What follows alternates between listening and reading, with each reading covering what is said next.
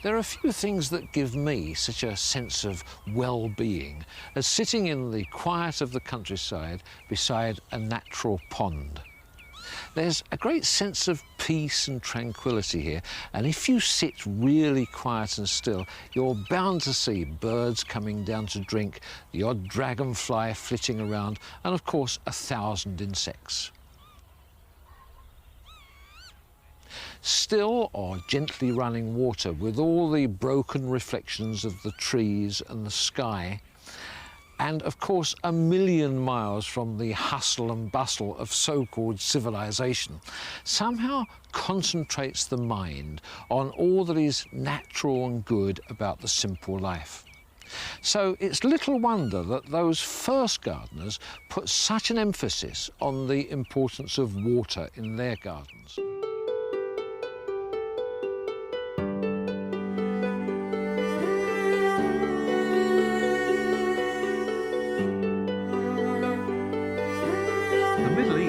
Setting for the earliest water gardens. Later, in the 4th century BC in Greece, there were gardens dedicated to the gods, and these influenced gardening in Rome, which must have had a profound and long-lasting effect on European garden design. What all these gardens had in common was that they existed in hot countries, where water and shade were essential, but they were also highly valued for their relaxing qualities.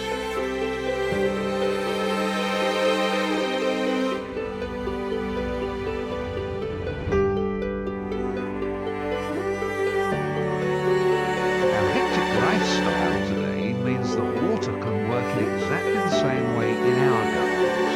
Alas, country ponds are few and far between, and access is often denied.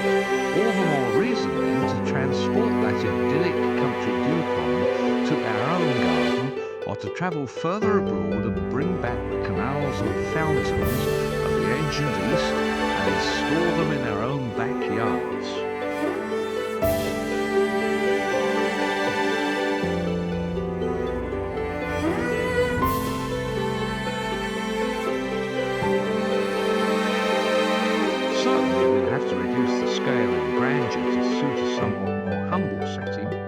They will have exactly the same effect on our senses as they did on those Moorish designers all those years ago.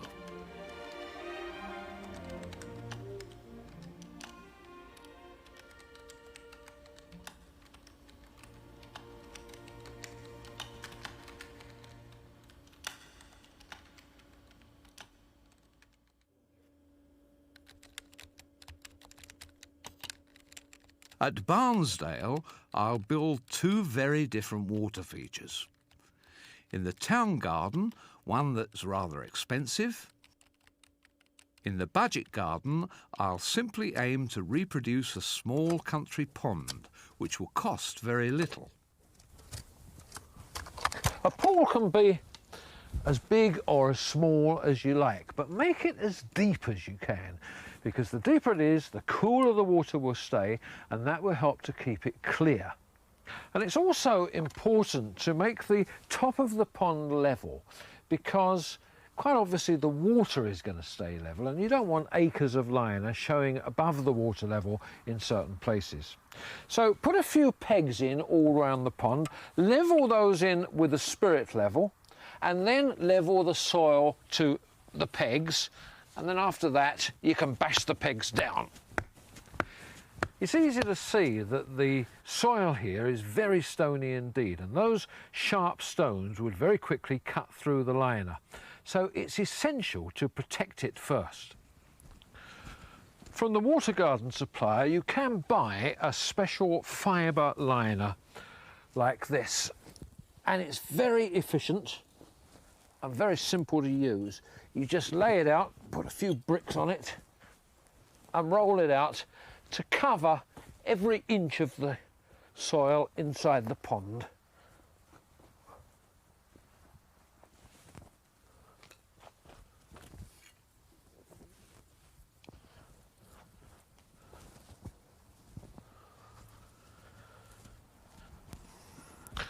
The rubber liner, of course, has to be all in one piece, so it's a little bit more of a fiddle to put down and quite a bit heavier too.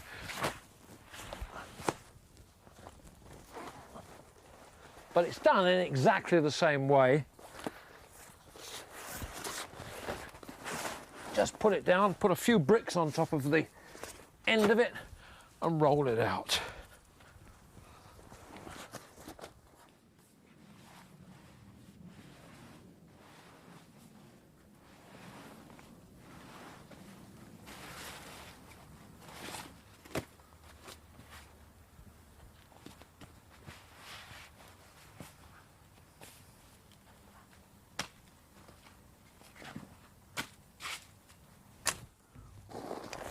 A pond is much more natural and acceptable to wildlife if the liner is covered with soil. But this is not my own stony old stuff. This is a bit of soil I bought in specially, which is more or less stone free and nice and soft. And when I put the soil in, I should be able to create some nice gentle contours in the pond, so that wildlife, if it falls in accidentally, can get out again. Hedgehogs are notorious for blundering into ponds and having to scrabble their way out. Of course, the exciting job for us kids is filling it up with water. It will look very muddy to start with, but don't worry, it'll soon settle down and clear.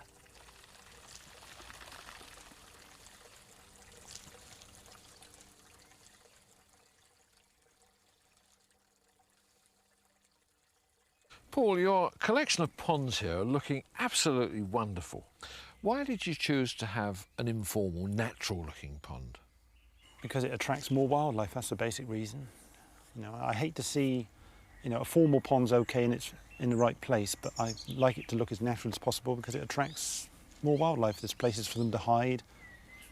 I hate to see it looking too tidy and trimmed up. It just looks more natural with the flowers when they're grown through the long grass. Now, the whole system starts with this little tiny pond up at the top. What's the idea of that?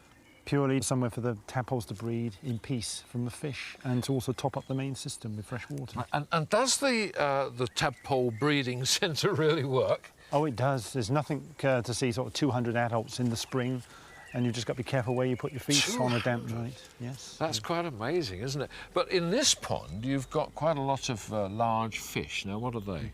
The main fish are koi, but there are mirror carp, tench, which are bottom feeders, and some rudd. And then the system comes down here through a series of streams and pipes and works its way right the way around the house to the bottom.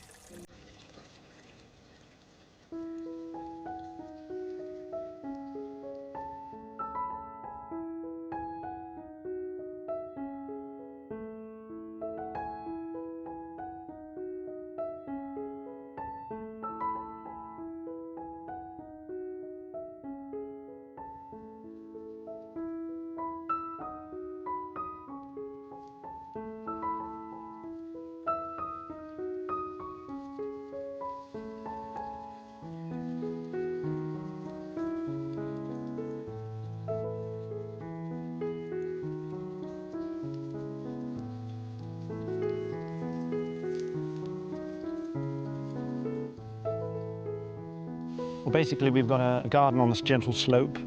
It's pumped from the lowest point to the highest point. It passes down through a stream which goes through weed that filters the silt out of it, into a tank at the bottom end of the stream on the opposite side of the garden.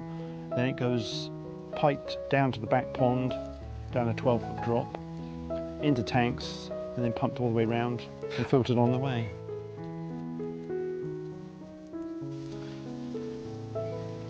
Oh, this is a wonderful pond here.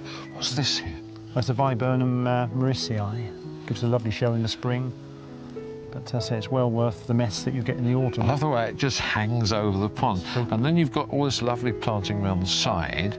What are these? Yes, dactyliza, an orchid from the Mediterranean region. It benefits from the dampness and looks so nice. It's a lovely thing, isn't it?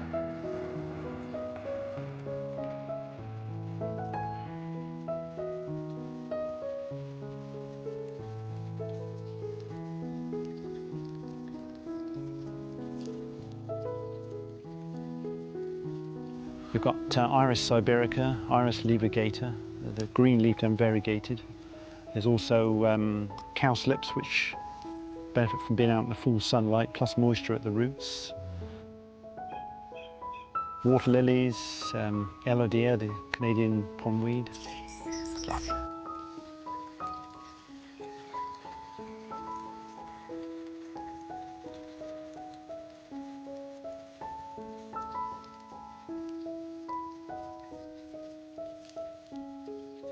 Paul, you seem to be very keen on the lovely skunk cabbage. You've got lots of them planted throughout the pond.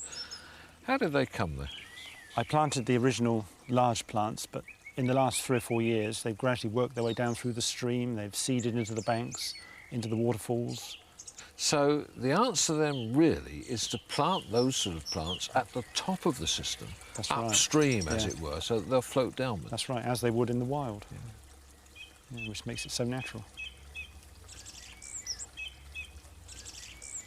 What do you get out of your water garden? Just to see everything doing so well. When it's quiet and you've just got the sound of the last little birds singing, you hear the water trickling down through, the fish are still moving, hunting for insects. It's just, you know, it just calms you down, you know, after a sort of a reasonably hectic day.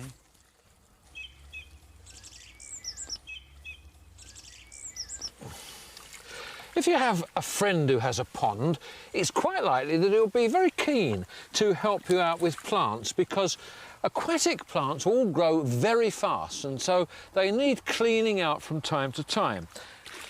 Now, this is the most important plant of all. It's a variety of Canadian pondweed, and this is the stuff that will provide the oxygen underneath the water.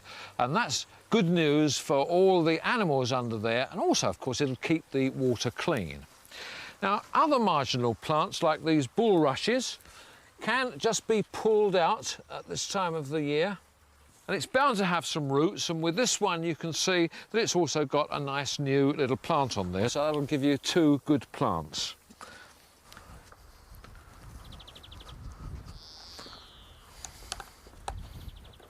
As long as you keep the plants in the bucket of water, they'll last for several days, so there's no real need to plant them straight away.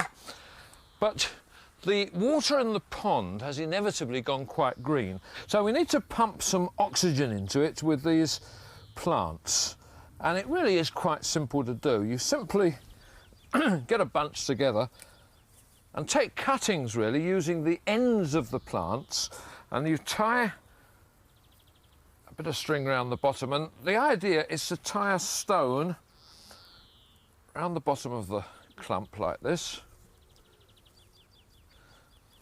and then throw it in the pond, and that'll root in the mud in the bottom.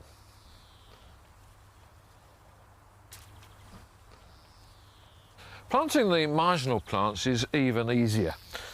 The first thing to do is just to cut them back a bit to stop them flopping over in the wind. And then you need to know the sort of depth that they like to be below the water. So check that in the book first, and then just simply push the roots into the mud at the bottom, like that, and that's planted. Around the edges of the pond, it's a bit of a different matter. In nature, there will be a boggy area there with suitable plants growing in it, and that's the way I want this to look. But of course, I've got a liner in my pond, so although there's water in the pond, the soil around the edges is quite dry. So the first thing to do is to make sure that the soil is well prepared with a lot of manure or compost, and then to choose plants that will grow in boggy areas but will also do well in dry soil. Things like this Lysimachia are ideal, and the irises are good too. So then it's just a case of planting in the normal way.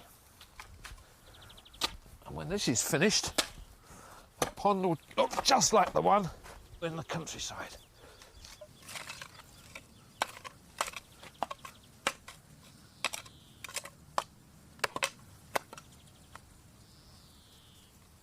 Just 9 months later, the plants have grown up to hide the edges, the water has become crystal clear, and it's being visited by all kinds of wildlife.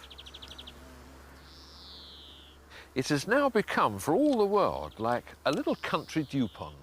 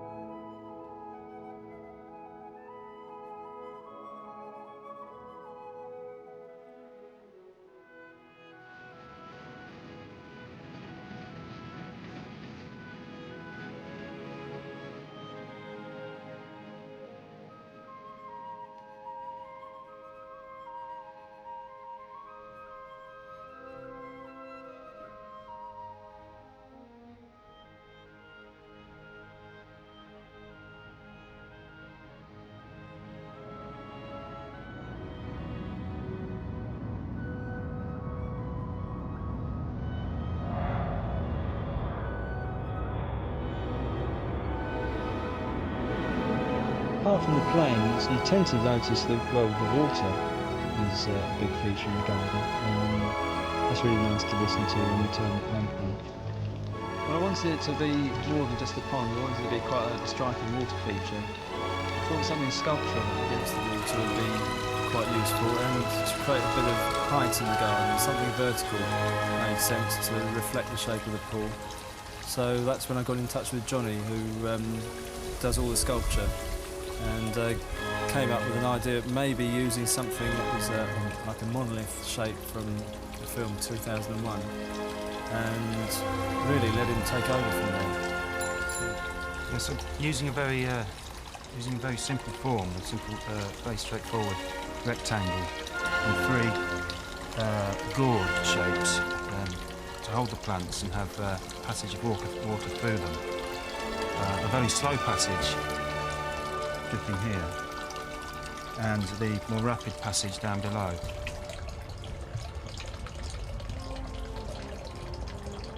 There are two feeds, one that travels behind the copper monolith, obviously the slower feed, which you can see dripping, and then there's a more rapid feed that can be variable at the bottom.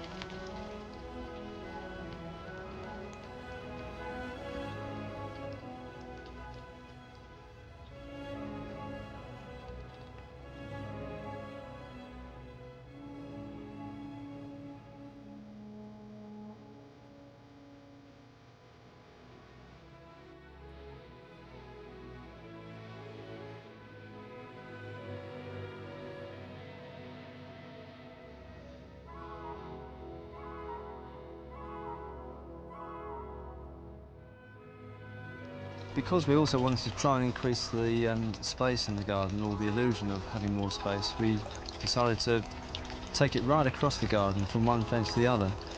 And we have the only way to get to the other side is via a stepping stone. And it immediately made the garden look a lot bigger. We also wanted to have, because we seem to already have a lot of frogs in the garden, we knew we'd get tadpoles, but we wanted the tadpoles to have a safe place to swim into, and the granite setts, which have water in between, is a naturally safe haven for them to hide from any marauding fish.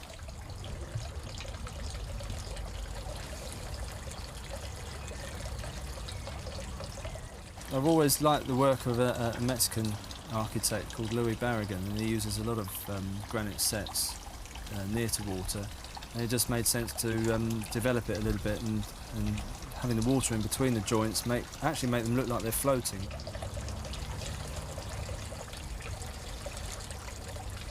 Because we're in a townhouse, we're looking down on the garden all the time. You can actually see it very well from upstairs. In fact, the whole garden looks great from upstairs. Water is a very primitive natural element, so it always holds a fascination from when you're a kid right up to when you're quite old.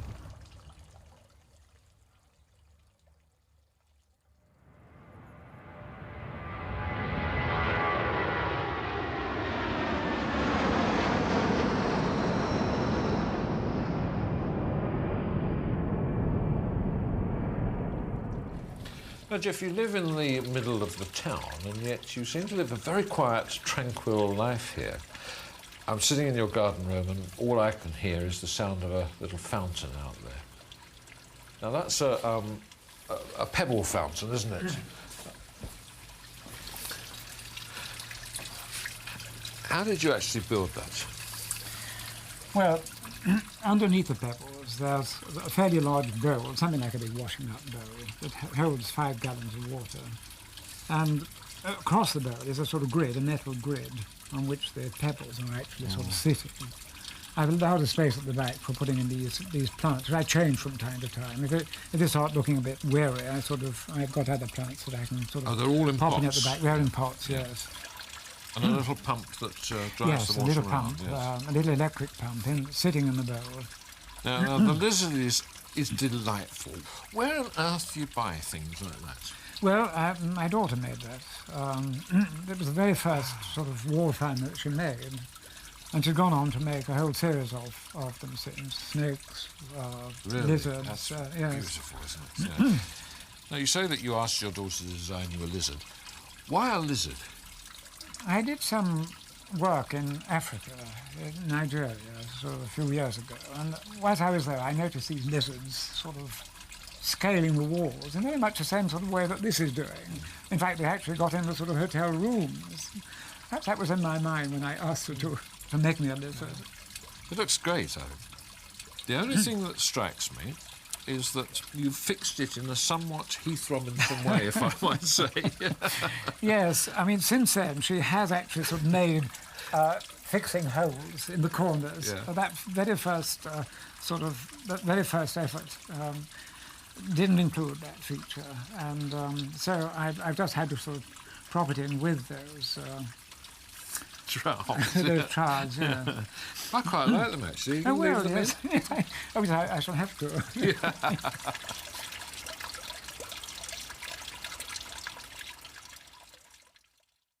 My second pond is the more expensive of the two. It features running water, which involves a runnel, a canal, pumps and pipes.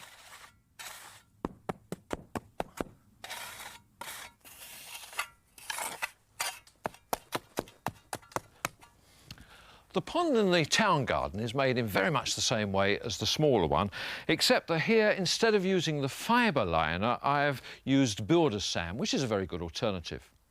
I've also had to put up a bit of wooden shuttering with concrete behind as a foundation for the summer house, and there's a little bit of walling there as well. There's a concrete base too underneath the runnel. Now the liner will go on top of that base before the bricks are put on, and then it can be brought up behind the back of the bricks where it won't be seen. At the halfway stage of building the pond and the runnel, it's easy to see how it's made. First of all, we built a special brick pier to take the lion's head. And behind the brickwork, there's a piece of plastic pipe that goes through into the mouth of the lion at the back, and it carries the water that is pumped from the pond. It goes into the runnel, which is made with these bricks set on end. These little half circles are designed to take pots of irises. But the thing to note is that the bricks are built on top of the liner, and that means that you can bring it up behind the back of the bricks, hold it there with a bit of soil, and provided it's above the water level, then of course the runnel can't leak. Now, liners have to be in one piece, and if you were going to have one liner here for both the pond and the runnel, it would have to be enormous. It would have to cover more or less the whole garden, and that would be very expensive, and there would be a lot of waste. But in this particular case, you can have two pieces of liner, provided the one for the runnel actually overlaps the pond liner. And then the water's only got one place to go, that's into the pond, and it can't leak.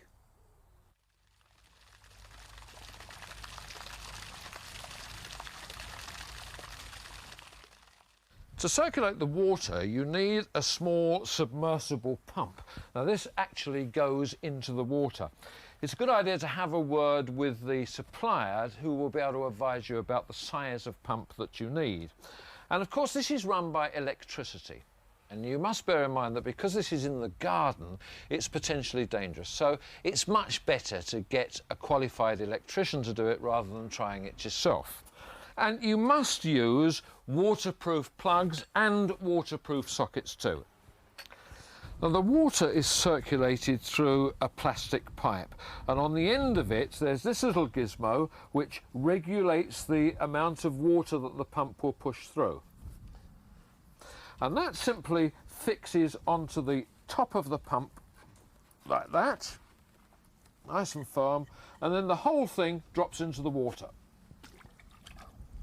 Now the pipe goes up over the edge of the pond, underneath the soil, through the back of the brick pier and out through the lion's mouth. And now for the acid test. Let's see if it works.